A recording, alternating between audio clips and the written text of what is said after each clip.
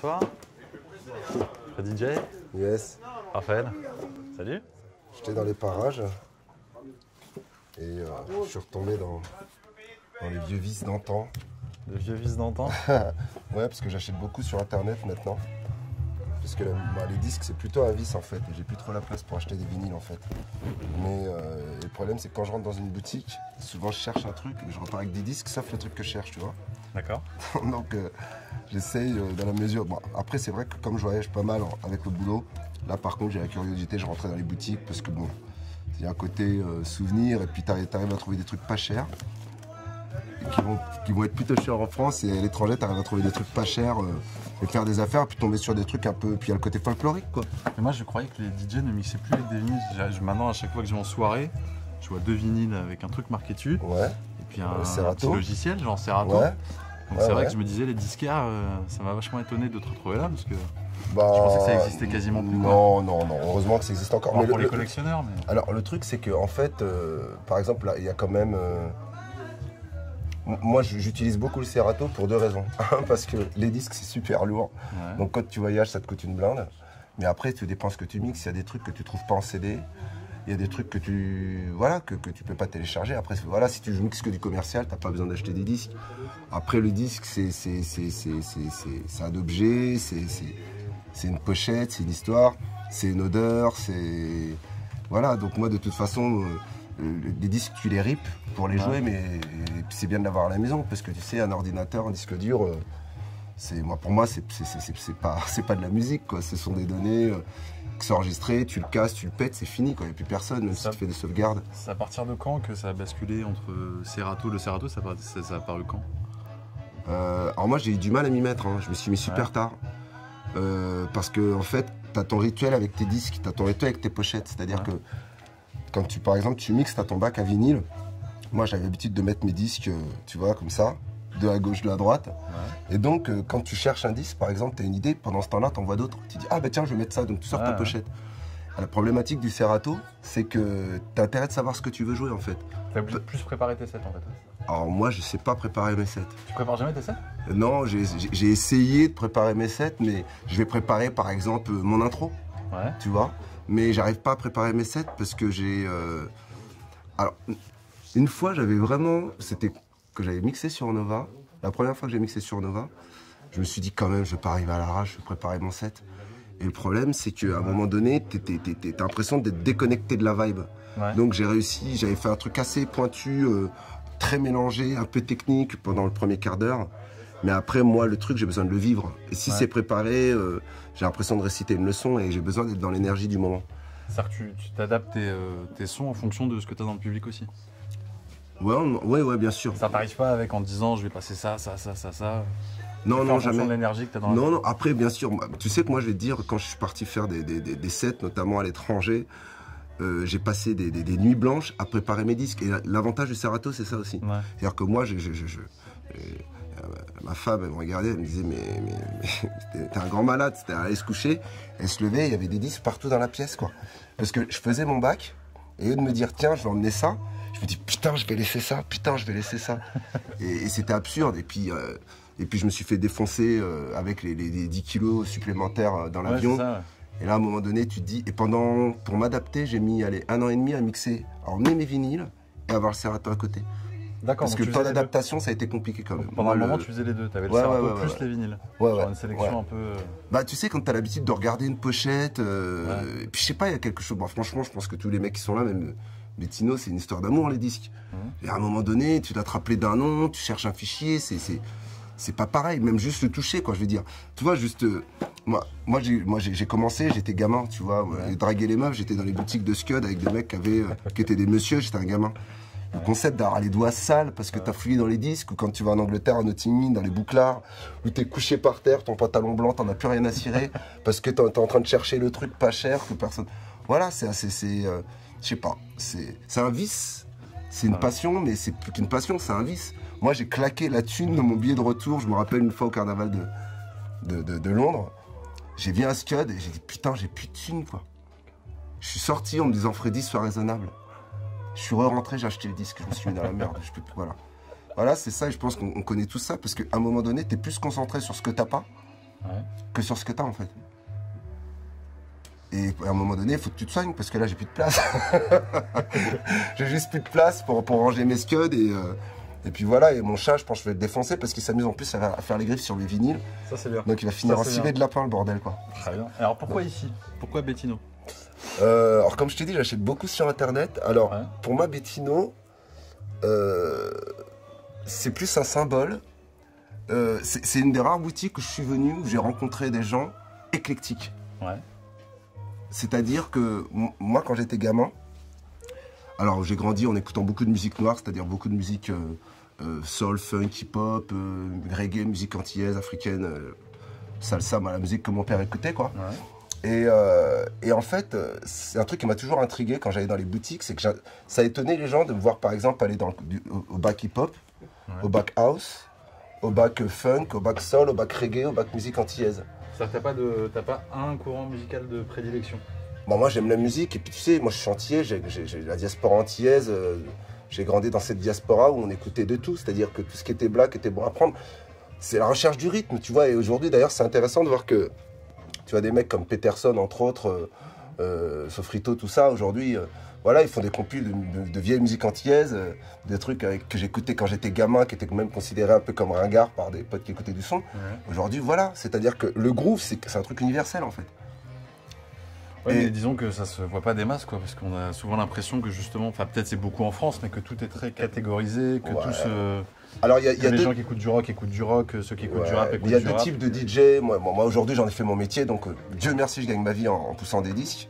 Un peu plus que ça, même. Mais la vérité, c'est que moi, j'ai été très influencé par la culture hip-hop, mais le hip-hop au sens pur du terme. Et les vrais mecs qui sont hip-hop, ils vont pas te dire que ça, c'est de la merde parce que c'est du rock, ça, c'est de la merde parce que c'est de la house ou de l'électro. Parce que finalement, quand tu vois les racines du hip-hop, les gros breaks hip-hop, il y en a deux. Il y a du jazz, il y a du rock. Il y a de l'électro, je veux dire, Kraftwerk aujourd'hui, Kraftwerk, amen, Arthur Baker, amen, quoi. Bah, aujourd'hui, les mecs de la génération d'aujourd'hui, ils savent pas qui c'est, ces mecs-là. C'est ce que j'allais dire, c'est que j'ai l'impression que personne ne les connaît. Oui, mais bon, voilà, je veux dire, t'as des gros breaks hip-hop qui sont des breaks de rock, t'as des gros breaks hip-hop qui sont des... Voilà, prends un mec comme Céron, par exemple, que maintenant, Saint-Clar est l'armée au goût du jour, mais à un moment donné, Céron, tout le monde prenait ce mec-là pour un ringard. Sauf que les mecs qui connaissent les breaks hip-hop savent qu'il y a un gros break de Céron. Voilà, qui a un break, voilà, tu peux pas Rocket in the Pocket, c'est un gros break de Céron. Ouais. Et ce qui est génial dans le hip-hop, c'est cette capacité à... Et d'ailleurs aujourd'hui, il y a plein de mecs qui en font leur métier, qui cherchent les breaks dans des disques de tout pays pour les vendre à des sampleurs, je pense à Q-Tip, à Madlib, des mecs comme ça, il y en a qui en font leur métier aujourd'hui. Mais si tu te limites, justement l'intérêt c'est de limiter... de la musique indienne, la musique rebeu, la musique africaine, la musique antillaise, la musique quoi, au sens large du terme. Ouais, quoi. Mais tu regardes à Paris, quand les gens sortent, c'est quand même beaucoup, on va dans une soirée funk, on va dans une soirée électro, on va dans une soirée hip-hop. Mais moi j'ai rarement vu des gens dire on va écouter de la musique. J'ai l'impression qu'un courant musical, ça équivaut à une ambiance, à un lieu. Enfin tu vois, j'ai pas l'impression que tout ça se mélange. Alors le problème c'est qu'aujourd'hui la musique c'est devenu un business. Tout à fait. Mais il y a quand même des endroits à Paris qui sont peut-être pas les plus connus, où il y a des gens qui ont cette démarche, c'est des bouclards, c'est des petites soirées, de passer de la musique aux gens, tu vois. Et c'est pas spécialement... alors il y a une nouvelle mode aujourd'hui, c'est de passer des disques chers. Bon, des fois t'as des trucs bien, t'as des trucs moins bien, c'est une question de goût. Mais moi j'aime le mec qui est capable de me ressortir, je sais pas, un truc complètement ringard, que t'as complètement oublié sur un vieil album à la con, et tu te dis putain mais le groove il défonce, et le mec il te monte la pochette, c'est parfois un disque que t'as chez toi, il est en train de prendre la poussière, tu te dis mais ce disque en fait je l'ai mal écouté. Et c'est ce que j'aime, moi, la sélection, quoi. La sélection. Et dans tout, tu vois, j'étais chez des amis, la dernière fois, on écoutait un truc de musique guyanaise. Bon, le disque était pas terrible, et il y a un morceau qui a un truc qui est extraordinaire. Et c'est là où c'est génial d'avoir une machine à sampler, parce que des fois, tu as 4 secondes ou 8 secondes extraordinaires sur un disque qui fait 40 minutes. Et là c'est bien de sampler, de pouvoir, tu vois, et c'est ça qui est génial, parce qu'à un moment donné, tu as aussi envie de faire danser des gens sur des trucs qui te touchent. C'est pas juste un problème de style musical, ça se passe aussi au niveau d'ici, quoi. Mais alors comment t'expliques que toi, t'es touché par tous ces univers musicaux et que 80% des gens, enfin je vois, tu vois, les jeunes, tout ça, dès que tu essayes de leur faire écouter un truc, moi je suis pas très vieux, hein. C'est une question de contexte. Je pense que c'est une question de contexte. C'est une question de contexte. Tu vois, par exemple, regarde, tu te retrouves avec ça aussi aujourd'hui. Alors effectivement, les choses ont évolué, mais ça fait plaisir, tu vois. Et ça, tu vas... Où est-ce que tu vas le passer, ça? Est-ce que tu vas réussir à... Bah, normalement, quand t'es un DJ, alors moi, mon truc, c'est que je suis pas spécialisé. Donc ça veut dire que, déjà, ce qui est super aujourd'hui dans les musiques contemporaines, c'est qu'il y a du sample. Ça vient à la base, le hip-hop a beaucoup samplé, mais la house se sample, et voilà. À partir du moment où tu vas avoir une loupe de sample un peu orientale, par exemple, tu peux te permettre, déjà, le concept de jouer un original peut t'amener sur quelque chose d'un petit peu plus... Si tu veux jouer de la salsa dans une soirée hip-hop, Ah bah alors justement. eh ben, tu vas jouer un morceau de hip-hop qui a samplé de la salsa. Genre De la soul par exemple, voilà, ou comme il s'appelle Roberto Roena, je crois, si je ne me trompe pas, qui a été samplé par tout le monde, par Glider Clean, par Fat Joe, par plein de gens. Et à un moment donné, les gens, c'est important je veux dire, c'est peut-être un peu ringard ce que je vais dire, mais au-delà d'être juste des mecs qui faisons danser les gens, on essaie aussi de leur ouvrir l'esprit. toi, Les éduquer, le mot est peut-être un peu exagéré, c'est ce mais... que j'allais te demander. Est-ce que toi, tu considères que tu as une mission d'éducation par rapport aux gens? J'ai pas de mission. Moi, Non. ma mission, c'est de me faire kiffer en faisant kiffer les autres. Mais par contre, moi, je suis antillais, quoi. Et antillais, c'est un carrefour. Mais j'ai grandi avec cette musique. C'est-à-dire que moi, gamin, j'ai écouté beaucoup de trucs différents à la maison. Tu vois? Mais moi, il y a un pas truc... parce que t'étais antillais. Si, parce que je pense que la musique antillaise, c'est déjà un métissage. Nous, on a une culture métisse. Donc, on a des rythmes qui viennent d'Afrique. Ouais. On a des rythmes qui viennent, tu vois, tu prends la musique compas, dont je suis un gros amateur, la musique antillaise, le compas, la musique qui vient d'Haïti. Bah, c'est une musique où il y a cette base de la musique africaine, voilà, qu'on a apporté d'Afrique en allant dans les îles. Mais le compas, c'est construit aussi avec des rythmes juste à côté de la République dominicaine. Ouais. Tu vois, donc, et le compas, si tu écoutes la musique antillaise, tu sens que ce qui se passe au clavier, c'est hyper latin en fait. C'est-à-dire que toi, c'est grâce à la musique antillaise que tu t'es rendu Je compte crois que je suis assez- la musique, c'était de la musique et que tout ça était une sorte de... Alors, je m'en suis rendu compte, aujourd'hui je l'analyse, mais je pense Ouais. qu'aujourd'hui, mon rapport à la musique, il s'est fait beaucoup par rapport à ça. Aujourd'hui, je l'analyse. Je me rends compte que dans ce que j'écoutais à la maison, il y a un vrai carrefour de rythme que j'ai retrouvé dans le hip-hop. Moi, ouais. Fela, par exemple, j'ai grandi en écoutant du Fela. Je te dis pas que je kiffais énormément Fela, parce que ce qui est marrant, c'est que quand t'es gamin, tu vois, les mecs qui sont presque des idoles pour moi aujourd'hui, James Brown, Ouais. Fela, c'est des mecs que je ne supportais pas, gamin. Je comprenais pas que mon père écoute un morceau qui dure 15 minutes avec un gimmick qui tourne en boucle, quoi, tu vois. Et puis, mais ça, tu le comprends plus tard quand t'es DJ. Peut-être que le hip-hop, il fait beaucoup, le concept de la trance. Voilà, voilà. Et c'est vrai que James Brown, Fela, c'est des mecs qui avaient ce concept de la trance. Mais bon, aujourd'hui, quand tu écoutes... moi, au début, mon père, quand j'écoutais du hip-hop, il n'était pas spécialement fan. Il a commencé à s'intéresser au hip-hop quand Afrika Bambaataa, il a fait le duo avec James Brown, en se disant, il y a peut-être un truc... il n'est pas complètement ringard, puisqu'il fait un truc avec James Brown. Mais aujourd'hui, voir par exemple que Jay Dilla, par exemple, a samplé énormément Fela et a repris ses rythmes, s'en a inspiré pour faire ce qu'il fait. Voir que Tony Allen, c'est pas juste un batteur obscur, voilà, à Paris, c'est limite une référence internationale. C'était le batteur de Fela, tu vois. Ça veut dire que quelque part, cet héritage antillais que j'ai, il est en train de faire tache d'huile sur les gens qui kiffent la soul, le hip-hop, etc. Et je pense que le hip-hop est beaucoup responsable de tout ça d'ailleurs. Bah, ce que j'allais dire, parce qu'il y a quand même une bascule, parce que la musique antillaise et le hip-hop, comment tu as fait le lien? C'est-à-dire, si tu as été baigné dans tout ce qui est musique antillaise, donc je comprends que ça a été un peu comment dire, le rassemblement de beaucoup d'influences dans la musique antillaise, mais à côté de ça, le hip-hop, comment tu as fait la bascule? Alors ça va au-delà de la musique antillaise, parce que la diaspora antillaise, elle n'écoutait pas que de la musique antillaise. On écoutait évidemment de la soul, on écoutait de l'afrobeat, on écoutait de la musique du Nigeria. Évidemment, les rythmes antillais qui n'étaient pas complètement les mêmes, parce que tu prends le compas, c'est quand même une approche particulière. Ce qui se passe en Martinique avec Malavoie, ou ce qui se passe en Guadeloupe avec les Aiglons, entre autres, il y a quand même quelques nuances. Et puis il y a tout ce qui se passe au niveau de la Jamaïque. Ouais. Tu vois, c'est-à-dire que tu te retrouves quand même avec une espèce de croisement culturel, toujours autour du groove, qu'on retrouve aujourd'hui dans la musique contemporaine, que tu vas retrouver dans le broken beat, que tu vas retrouver dans le hip-hop, que tu vas retrouver dans la house des Masters at Work, où ils vont amener cette vibe très latine, etc. Donc, quelque part, je suis à la maison, quoi. Tu vois ? Je comprends. Mais ça va au-delà du hip-hop, parce que le hip-hop, je parle du hip-hop parce que ça a été peut-être les premiers à assumer de piocher dans des trucs qui n'étaient pas spécialement que du funk, que de la black music, quoi. Tu vois, quand tu prends par exemple cette espèce de liberté de piocher, peu de gens savent, à part les mecs qui s'y connaissent un peu, mais le gros sample de Dr. Dre, What's the Difference, repris par Blue Cantrell, c'est un sample de Charles Aznavour. tu vois. Et les mecs se gênent pas, quoi, tu vois. Et ce qui est intéressant, c'est que moi, ma culture musicale, elle s'est faite aussi parce que j'ai écouté Ahmad Jamal. J'ai pas honte de dire que j'ai découvert ce pianiste de jazz parce qu'il a été samplé dans le hip-hop, un truc de fou, quoi, notamment par Nas, entre autres, quoi, tu vois.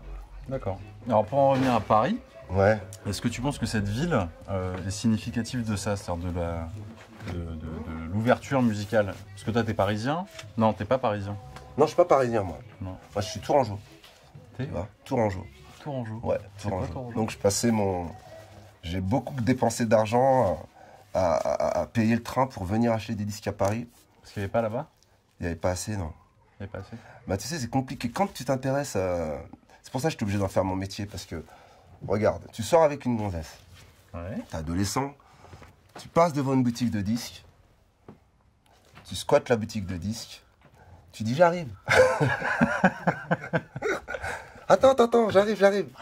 Mais, et c'est là que tu te dis, bon, évidemment, voilà, elle me larguait toutes, et puis elles avaient raison. Et à un moment donné, tu te dis, bon, quand je vois le temps que je passe à écouter des disques, à écouter la radio, Ouais. parce que moi, je sortais peu, je me rappelle à l'époque, il y avait des émissions à la radio encore, des mecs qui mixaient, qui étaient des kiffeurs de disques. Et moi, je squattais les émissions parce que je savais que les mecs, c'était des bons, quoi. Et j'avais ma cassette, j'achetais des... Alors là, je me ruinais en cassette chrome à l'époque, tu vois, ça fait le mec à l'ancienne, hein. C'est pas comme maintenant. J'avais le bouton pause appuyé comme ça. Et dès qu'il y avait un son, paf. Des fois même, j'enregistrais tout, puis je triais. Ouais. Puis après, j'allais chez mon disquaire en disant, c'est quoi ça? Et puis même en mode clochard, putain, je connaissais pas, j'ai demandé d'écouter les trucs. Voilà. Et souvent, je venais à Paris, donc acheter les disques, notamment à l'époque du hip-hop, parce que bon, voilà, ça arrivait un peu plus tard. Et je me rappelle de ces frustrations d'ailleurs où j'allais dans certaines boutiques, où comme j'étais personne, Ouais. donc j'arrivais avec ma petite liste, je demandais certains disques. Et le mec me dit, ah non, désolé, on l'a pas ce disque. Ah oui, ça, non, ça on l'a pas. Et là, t'as des mecs qui débarquaient, plus ou moins connus. Et les mecs, ils demandaient les disques et les mecs, ils sortaient de derrière les vagues comme ça. Ouais, ça, je sais que c'est un truc qui m'a vraiment... Parce que moi, en plus, ça me coûtait le prix des disques Ouais. et mon billet de train, Ouais. tu vois. Et je me rendais compte que, voilà, à un moment donné, il y avait cette espèce d'élitisme. Et peut-être que c'est peut-être comme une nana que tu dragues et que tu n'arrives pas à choper. À un moment donné, tu déploies des efforts incroyables, ça devient obsessionnel. Mais avec les disques, il y a peut-être ça. C'est-à-dire que moi, les disques que j'aimais, j'ai toujours eu du mal à les trouver, en fait. Le fait de... Mais ça se faisait vraiment à Paris. C'est-à-dire que c'est dans cette ville que tu réussissais à trouver les disques et donc c'est pour ça que tu faisais des allers-retours. Alors pas que, c'est aussi Ouais. dans cette ville que j'allais voir les concerts, c'est aussi dans cette ville que j'ai l'impression que je rencontrais des gens qui aimaient ma musique. Ouais. Parce qu'à l'époque, en province, quand tu écoutais bah, la musique que j'écoutais, tu étais un peu isolé, quoi. Tu vois. Donc du coup, voilà, j'ai bougé mon cul, j'ai monté une émission de radio, moi j'étais vraiment un activiste à Tours. Puis au bout d'un moment, bon bah, comme j'en ai fait mon métier, c'est plus facile d'être ici, mais Donc tu as décidé de déménager. ouais. C'était quand? Il y a une dizaine d'années. Il y a une dizaine d'années. Ouais. Et ça a changé ta vie? Enfin, ta Alors- carrière, on va dire. Alors, au début, j'étais beaucoup ici parce que je travaille avec des artistes ici, des artistes, des graphistes. Donc, j'étais beaucoup à Paris déjà, quand même. Ça fait quand même une vingtaine d'années que je suis entre Paris et Tours. Et puis, quand j'ai eu un peu d'argent, parce que grâce à mon métier, j'ai quand même réussi à faire un peu de thunes, je suis pas trop mauvais, je me suis acheté un appart ici, D'accord. qui me servait de pied-à-terre. Comme ça me permettait, quand je rentrais, par exemple, j'atterrissais à pas d'heure, plutôt que de galérer aller prendre un hôtel, j'avais mon appart ici. Et puis bon, c'est ici que ça se passe quand même, tu vois. Et puis au bout d'un moment, tu veux que je te dise qui c'est qui m'a dit qu'il fallait que je vienne habiter à Paris? Ouais. Saint-Clar, Saint-Clar. Chris, ouais. Un jour, j'étais à Biarritz en train de faire un truc, j'étais en train de mixer. Et il arrive, il me dit, mais t'es qui toi?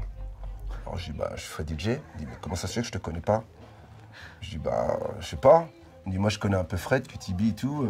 Il me dit, non, mais attends, mec, tu déchires, faut que tu montes à Paris. Je dis, bah, ça sert à rien de monter à Paris, ça paye pas à Paris. Et il m'a dit, tu t'en fous, c'est à Paris que tu vas te faire un nom, tu peux pas rester en province, tu as du potentiel. Et finalement, il m'a dit ça, c'était une discussion comme ça, et ça a fait son petit bout de chemin quand même. Et écoute, je l'ai écouté, j'ai mis du temps. Tu vois, j'avais la petite baraque avec mon studio là-bas. Ouais. Voilà, j'ai tout largué et franchement, on s'est jamais revu vraiment pour en parler, mais si je le recroise, je le remercierai parce que quand même, ça change la donne. Le fait d'être ici en termes d'énergie, même moi qui fais de l'Asie, qui compose, ici, mais je sais pas, il y a un truc qui fait que... Tu vois, quand t'es à Tours, elle est très sympa cette ville, mais moi j'ai besoin de me prendre des claques dans la gueule. J'ai besoin d'aller voir des DJ qui m'en mettent plein la vue. J'ai besoin d'arriver dans... J'ai besoin d'avoir cette frustration. J'ai besoin d'avoir faim, quoi. Tu vois. Et je suis content parce qu'aujourd'hui, moi j'ai grandi avec pas beaucoup d'argent, tu vois. Aujourd'hui, je gagne ma vie correctement pour pouvoir me faire plaisir. Mais, et peut-être c'est ça aussi qui est magique dans les disques, j'ai toujours faim. Et je pense que c'est cette faim qui te donne envie de te lever le matin, qui te donne envie de faire un beat qui défonce, qui te donne envie d'avoir certains disques. Et puis, même au niveau des scuds, tu vois, moi j'ai des scuds, là j'ai fait un mix cette nuit, j'ai pas dormi cette nuit. Et j'avais envie de faire un mix des années 90, quoi.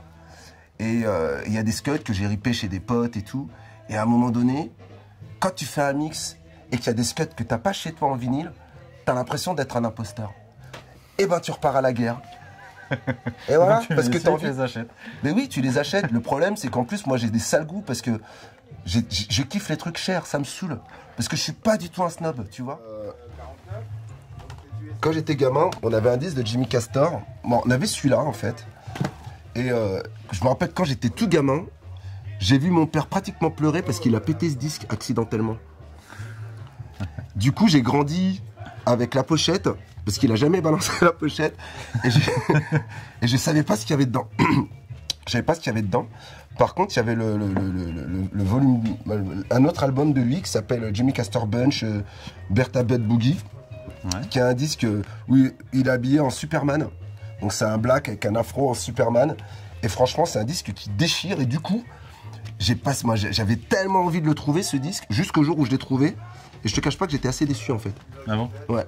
C'est-à-dire que la pochette, elle est limite mieux que le disque. Mais bon, voilà, pour la petite histoire, mon père a presque chialé en cassant ce disque-là, quoi. Jimmy Castor. Samplé par, d'ailleurs, Bertha Bud Boogie, samplé entre autres par IAM. Là, c'est quoi comme rayon? C'est soul funk? Ouais, là, on est dans la soul funk, là. Quand même, je suis assez... Ça reste quand même, moi, la base. Hein. La base. Mais donc sur Paris, t'as organisé des soirées, t'as beaucoup mixé, t'es allé dans tous les lieux. C'est un DJ aussi ouvert que toi. Où est-ce que ça mixe un DJ ouvert comme toi? Au June. Ouais. Au June, il y a des bonnes soirées, il y a de bonnes sélections, il y a des bons invités. Qu'est-ce qu'il y a encore comme soirée au Bizarre. Ouais. Je fais des soirées au Bizarre, mais il y a plein de gens qui font des soirées là-bas, notamment Chabin, qui est un ancien, j'oublie son nom, un DJ hip-hop, ça me reviendra. La bande à Jazzifique, quoi. Ouais, tu vois, qui sont des gars qui mettent du bon son, qui font des soirées qui sont plutôt... voilà, où je retrouvais un peu ce que j'aime bien. Après, tu as la machine Moulin Rouge. En fait, le truc, c'est que c'est pas tellement les lieux, c'est surtout les orgas. C'est-à-dire que les lieux n'ont pas vraiment d'importance. C'est les gens qui font les soirées qui... Ouais, je crois, ouais. Par exemple, à la machine du Moulin Rouge, tu peux aller à une soirée où il y a Gilles Peterson qui joue, par exemple. Ouais. Et la fois d'après, il va jouer, par exemple, au Bateau Phare. Au Bateau Phare, c'est assez pointu aussi. Tu vois. Mais le problème, c'est que si tu veux, ce qui est en France, t'as quelques DJ qui font... Vas-y, continue, c'est moi qui écoute là. T'as quelques DJ qui font venir des gens, mais c'est surtout des anglo-saxons en fait. Et c'est là où, si tu veux, tu parlais d'éclectisme, c'est vrai qu'à un moment donné, c'est plus évident de faire venir des gens en disant soirée dubstep ou soirée house ou soirée hip-hop que de dire soirée, on va mettre que du gros son. Les gens, ça leur parle pas. Il y a quand même ce côté marketing qui est compliqué, même moi dans ma musique par exemple, qui suis... en tant que DJ, je sais que ça n'a pas toujours été facile et rassurant de ne pas rentrer dans une case, de ne pas être un DJ hip-hop ou de ne pas être un DJ funk. Les gens, ça les rassure et ça c'est très français, j'ai l'impression, parce que j'ai l'impression que chez les Anglais, il y a moins de problèmes, quoi. Tu vois, quand Gilles Peterson il va jouer, bon, effectivement, le mec c'est une icône, il n'y a pas de problème, tu vois, le gars, tu sais, mais tu vas écouter du son et tu sais que tu vas te prendre du bon son, tu te poses pas trop de questions. Dernièrement, je suis allé voir Gorillaz Sound System. Ouais. C'est le sound system affilié à Gorillaz. Et j'y suis allé par curiosité parce que j'adore l'image. Et ça m'a encore fait super plaisir de me rendre compte que c'était hyper éclectique. C'est-à-dire il y avait du hip-hop, il y avait des trucs plutôt rock, mais on a retrouvé encore une couleur électro, on a retrouvé une couleur dubstep. Il y avait du reggae, il y avait du dub dans le même set, quoi. Tu peux pas partir sans. Non, à ce prix-là, non, je vais le prendre parce que, en fait, je l'aime, il est rayé. J'espère qu'il est en bon état, mais. Hein? Tu l'avais déjà. Si, je l'ai. Ça reste un peu. Je parlais un peu dans tout ça. Je sais pas si tu connais ça, excuse-moi. Bah attends, t'es sérieux? C'est énorme, quoi. Non, mais c'est marrant qu'il ait repressé d'ailleurs. Alors lui, Exactement c'est... ce que tu parlais tout à Alors, l'heure. il faut que je le mette, faut le mettre dans la boucle parce que c'est le premier Antillais à avoir été signé sur le label Fania quand même. C'est notre grande fierté, hein. Henri Guédon, qui est... il n'a pas toujours été compris hein, chez nous. Il n'a pas toujours été compris. Il est mort le pauvre. Bah, il n'y a pas si longtemps. Hein. 3 ans, ouais. Ouais. Vous Henri avez Guédon. quand il a dit chez nous? Oui. Non, parce que c'est marrant, parce que justement, c'est vachement. C'est-à-dire qu'à la fois, tu as une démarche vachement universelle, vachement ouverte, vachement tout ça. Oui. Et puis j'ai l'impression que par contre, tu as une appartenance Alors, je vais te dire- à tes origines que tu Oui. revendiques et que tu as Alors, je besoin la d'être revendique pas. Mais quand j'étais gamin, j'ai quand même grandi dans l'idée que la musique antillaise, c'était une musique, c'était une sous-musique, quoi. Tu vois, t'arrivais à l'école, alors les mecs écoutaient Gainsbourg, les mecs écoutaient AC/DC, voilà. Et toi, t'écoutais la Perfecta, Tabou Combo, Malavoie, c'était de la musique de pas de sauvage, mais il y avait une espèce de mépris, tu vois. Et aujourd'hui, quand même, après toutes ces années, je suis quand même pas peu fier de voir qu'il y a des mecs, voilà, il y a une espèce de reconnaissance de cette musique-là. Et bah oui, moi je suis toujours un gamin, j'ai mes blessures d'enfant quand même, tu vois. Et puis bon, franchement, honnêtement, quand on parle des Antillais, tu vois, c'est toujours dans des clichés un peu négatifs. Et même en musique, quand on parle de musique antillaise, on te sort qui? Francky Vincent, la compagnie créole, David Martial. Non mais on en est quand même resté là. Alors, même Kassav, et puis on va pas te parler du Zoo Club, mais on va pas te parler des vrais gars, on va pas te sortir les vrais artistes qui sont des mecs, des artistes extraordinaires. Tu vois, et quand je dis chez nous, c'est-à-dire que oui, ce que je suis aujourd'hui dans mon éclectisme et dans mon ouverture d'esprit, bah, c'est lié aussi à mes racines culturelles. C'est chez nous, chez les Antillais, chez nous, chez les Français. Non, mais les Antillais, mais moi je suis français. Bah oui, non, mais c'est ça. Mais je suis plus que français. Mais Tu c'est vois marrant quand tu dis chez nous. Bah, parce un qu'on n'arrive breton, pas à savoir, un breton, il va dire chez nous. Bah, en fait, on dit un gars de chez nous, c'est-à-dire qu'à un moment donné, on a des codes de langue, de culture, le citron vert, le rhum. Non, mais voilà, voilà, c'est quelque chose, à un moment donné, ça va au-delà des mots. Il y a quelque chose qui se passe ici, dans les rythmes. Tu vois, par exemple, tu vois, ce que je retrouve dans le dancehall ou même dans certains morceaux de rap, la feuille que tu as dans à un moment donné, je vais entendre ça dans de la house, par exemple. Ouais, non, mais Pour moi, c'est un truc de chez moi. Tu vois? Et alors, ça va pas parler aux gens. Ou alors, je vais entendre... C'est des trucs de gros cas. Alors, t'as un pied, et dans la house, dans la deep house, t'as ce truc-là. C'est complètement insidieux, mais moi, ce qui fait qu'à un moment donné, j'ai été ouvert à... J'ai pas été dans un ghetto musical, c'est que j'ai retrouvé... Bah oui, des choses de mon enfance dans des trucs très modernes. Et c'est pour ça qu'on parlait du hip-hop. Et la musique antillaise, elle a cette particularité d'ailleurs avec le hip-hop. C'est que finalement, tu te rends compte que c'est une espèce de comment ça s'appelle j'oublie ce plat là où il y a plein de légumes mélangés, tu vois. Et ça vient d'un peu partout. Et à un moment donné, ça crée une vraie identité. Un peu comme l'identité américaine, où finalement, il y a un peu d'Italie, un peu d'Irlandais, un peu de Noir américain, un peu de Latino. Sauf qu'il y a ce côté très communautaire chez les Américains, où tout est on le retrouve un peu ici saucissonné. aussi. Parce que, tu vois... Ah non, mais moi, ça fait écho à des manifs que j'ai pu voir où les mecs, ils avaient des drapeaux de leur pays d'origine et pas tellement de la France. Et c'est ça que... Non, c'est plus de ça dont que je parlais. C'est quand tu dis chez nous, j'arrivais pas à savoir si c'est chez nous les Français, Oh là là. si c'est chez nous Alors, les Antillais. alors c'est marrant parce que après, c'est un problème culturel en France. Mais finalement, bah, c'est ça, tous les mecs qui revendiquent, ils devraient voyager. Moi, j'ai pris conscience par rapport à ce que je peux vivre avec la couleur de ma peau dans ce pays. Au début, t'as beau être français, tu te sens pas français. Moi, quand j'ai grandi ici, je me suis pas senti français.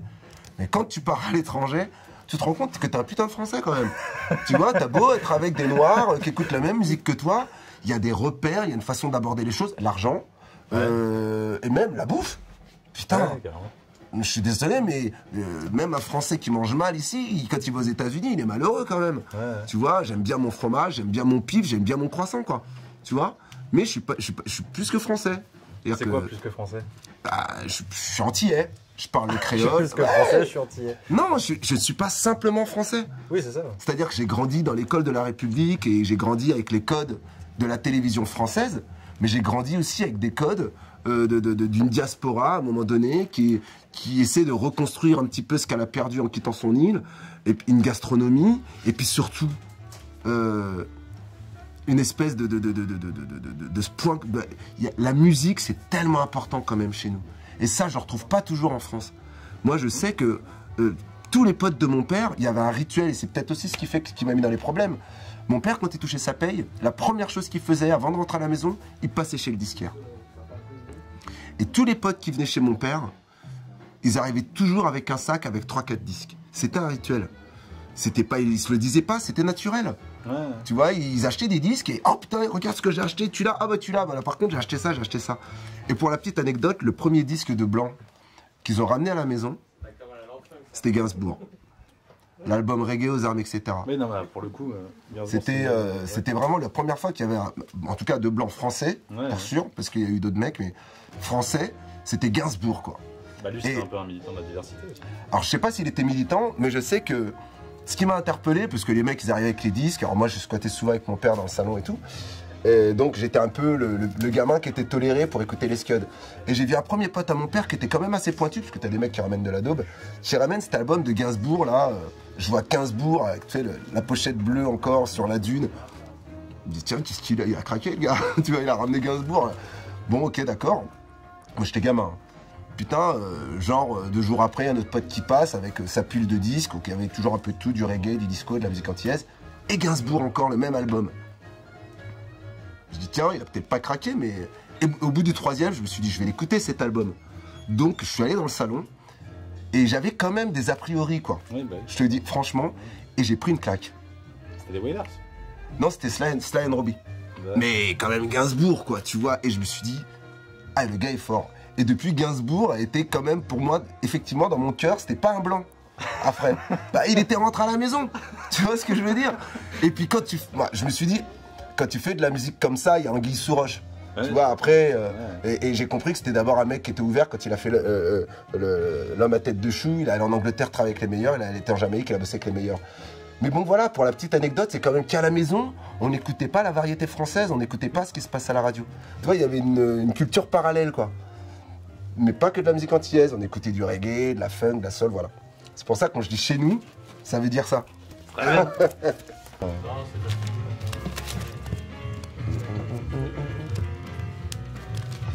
Ça, alors ça voilà. Ça a été un album que j'ai cherché pendant... J'étais content quand j'ai trouvé pas cher en plus. Et voilà, ça j'ai trouvé... quand j'ai commencé à acheter sur internet, c'est peut-être l'un des premiers albums que j'ai acheté. Qui a été samplé par... Bob James. Ouais, Nautilus, c'est quand même un morceau... bah voilà, quand t'as écouté du hip-hop, tu peux pas passer à côté, quoi. Tu vois, Run DMC avec Peter Pepper, Ghostface Killer, bah, je veux dire, ce morceau, il est juste magique, quoi. Tu vois. Et puis même Night on the Bald Mountain, bon, je veux dire, c'est un putain d'artiste. Producteur d'ailleurs de Grover Washington Jr. Ah bon? Ouais. Ouais. Bah, producteur et arrangeur. Ouais. Super artiste, Bob James. Il a fait les 3 premiers albums de Bob James, incroyable. Voilà. Voilà, toujours les mêmes mecs, tu vois, même par avec Dave Brésil, avec Ron Carter à la basse, Leon Tannhauer à la guitare. T'as l'impression des fois que c'est juste une bande de potes qui a fait du bon son et qui a influencé toute une génération, quoi. C'est un truc de ouf.